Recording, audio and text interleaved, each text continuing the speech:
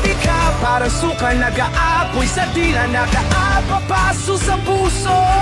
Matalim na tutsilo sa dibdib, minsan nakakatakot, minsan nakakaakit. Pero kapag tayo mismo ang lumalaban, ang lasa ng pagbabago parang suka, maasim mapahit pero nagbibigay ng lakas, magpapatinding damdamin.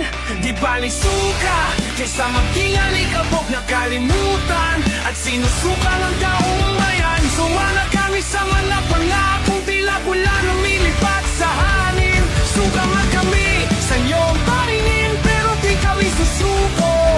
Pag-asa, anis, kandata, pagkakaisang manidalasad, hamarapin namin ang bagyo.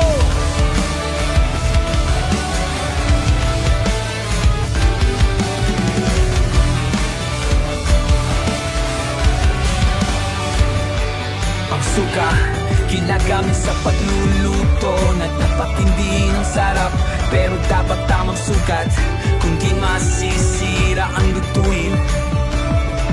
Ganun din ang politika, nagbibigay ng kabayarihan, napakababaw ng buhay.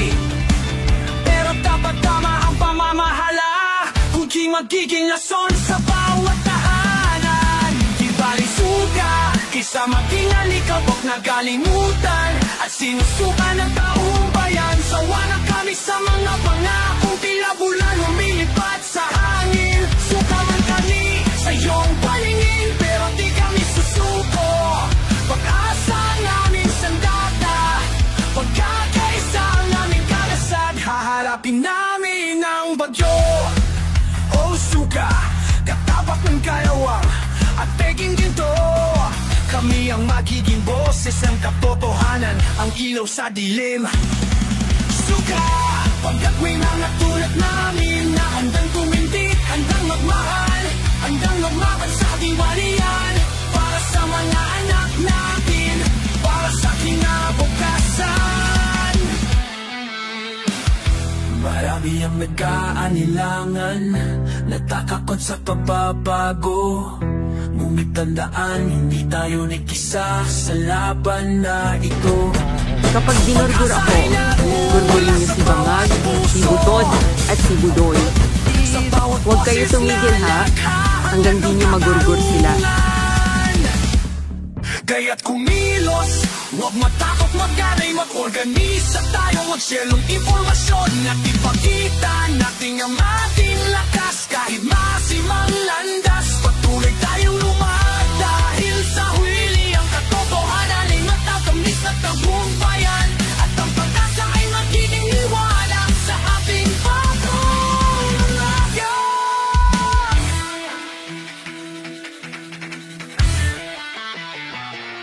Kung kaya niyang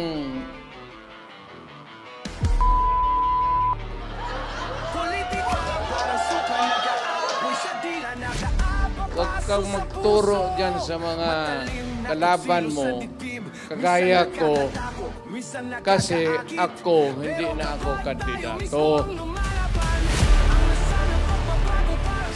Bahalang mga bungi, basta hindi ako lilipat ng kampo. Yun po, itaga nyo sa bato! Hanggat kakaunti po ang boses natin sa Senado, we will not be able to institutionalize or turn into law ang mga paniniwala na ginawa at pinakilala sa atin ni Atty. Rodrigo Duterte. Kailangan po ng bagong panggobyerno, hindi po yung trapo, hindi po yung utak ayuda. Kailangan po ninyo yung abogado na lalaban para sa inyo, para sa katuwiran. Sapagkat kung wala po kayong dadalhin na abogado doon na magtatanggol, our country will be going to the dogs. Ang suka ang kalaban ng tanso. Ang suka ang kalaban ng peking ginto. Inutusan po akong pumili ng suka at pumili ako ng suka. Siniguro ko na talagang suka yung aking binili, hindi po droga yung aking binili. Ano kanilang mga ginagawa ngayon? Tinitira si PRRD, tinitira si Vice Inday Sara, tinitira si Mayor Baste, tinitira si Congressman Pulong. Bakit? Anong apelyido nila? Duterte. Kailangan po itong laban natin ngayon, ito po yung laban na pinakamatinding laban sa lahat ng laban.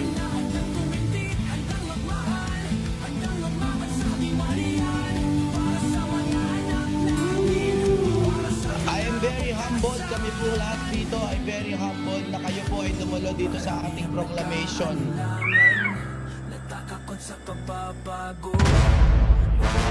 So okay lang, tawagin nyo kaming Team Suka. No problem.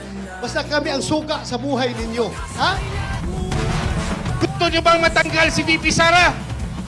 Gusto nyo bang hihina ang PDP sa 2028? Gusto nyo bang labanan ang Grimeng Marcos sa 2028?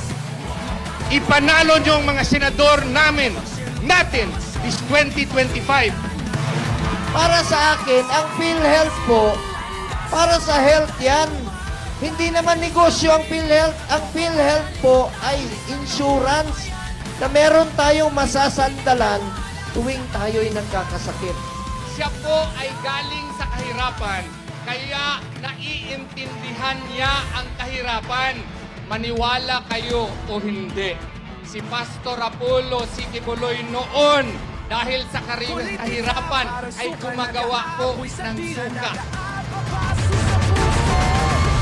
Sapagkat bagamat ako ho ay nakabili ng suka ng maraming ulit at nautosang bumili ng suka ng maraming ulit, may diploma ho ang pagkakapagtapos ako ng kolehiyo. May pag-asa kami na manalo sa eleksyon na ito kahit na wala po kaming milyong pera na gagastusin. Nagnanakaw daw si Inday! Ay ko naman at sa akin! Walang Duterte yung magnanakaw! Pero di kami susuko. Pag-asa, alis. Alam po ninyo mga kaibigan, kung yung aking mga kamay ay may bahid ng dugo, hindi ko po yan ikinakahiya. Kung yung aking mga kamay ngayon ay may bahid ng dugo, dugo ng mga masasamang tao, kung kinakailangan na madumihan ng dugo ng masamang tao ang aking kamay para maprotektahan ang buhay ng mga matitino, mababait at mga law-abiding citizen, gagawin ko po yun. Itaga nyo sa bato. Gagawin ko yan. Kung nagserbisyo si Pangulong Duterte, si Tatay Digong noong panahon niya, kayo nang humusga kung nagbago ang buhay niyo ng panahon niya. Pandemic noon, hindi ko naramdaman na hindi kami pinabayaan ng gobyerno. Kaya ang masasabi ko, hindi nagutom sa time ng pandemic ang Pilipinas kung tayo panahon ni Tatay Digong. Straight PDP laban. Lahat ng itinaas si Tatay Digong, iboboto ko. At sana akong idadagdag pa.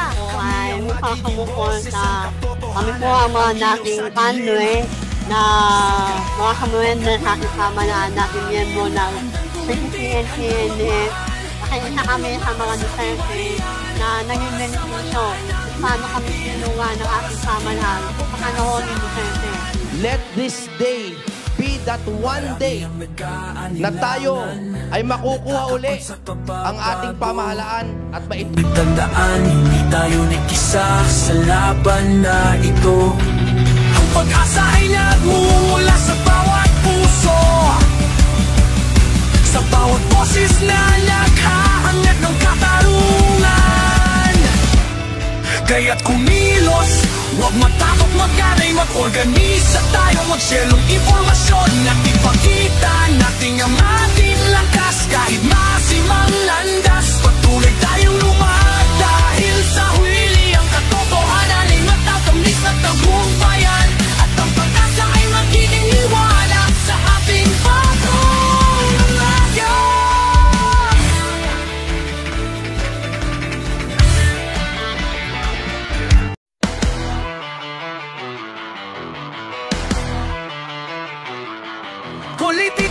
Parang suka nag-aapoy sa dila, nag-aapapaso sa puso.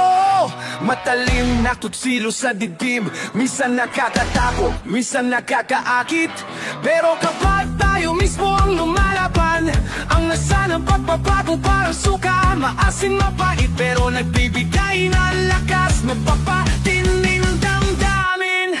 Di bali suka, kaysa maging alikabok na kalimutan, at sinusuka ng taong bayan. Sumala kami sa mga pangakong puso sa dibdib mo'y buhay, lupang hinirang, duyan ka ng magiting sa manlulupig. Di ka pa sisiil sa dagat at bundok, sa simoy at sa langit mong bughaw. May dilag ang tula at awit sa paglayang minamahal.